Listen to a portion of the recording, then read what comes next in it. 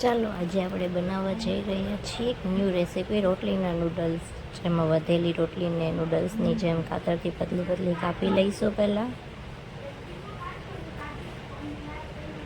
ત્યારબાદ gas on કરી દઈશું. ગેસ પર પેન મૂકી દઈશું. ત્યારબાદ તેમાં 1.5 પાવડા જેવું તેલ એડ કરી દઈશું. તેલ ગરમ થયા પછી તેમાં જીરું એડ કરી દઈશું. ત્યારબાદ તેમાં પતલી કાપેલી ડુંગળી એડ કરી દઈશું.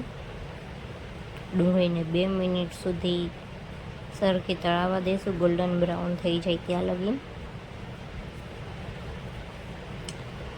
ત્યારબાદ તેમાં મરચું એડ કરી દઈશું કાપેલું, એને 1 મિનિટ સુધી તળાવવા દઈશું. ત્યારબાદ તેમાં ટમેટું કાપેલું એડ કરી દઈશું.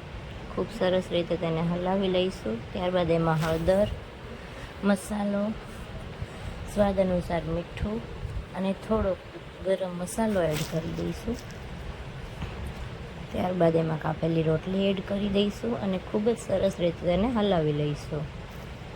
ત્યારબાદ તેને પ્લેટમાં કાઢીને થોડાક ઉપરથી ધાણા નાખી દઈશું. અને આ છે આપણા નૂડલ્સની રેસીપી, રોટલીના નૂડલ્સની રેસીપી.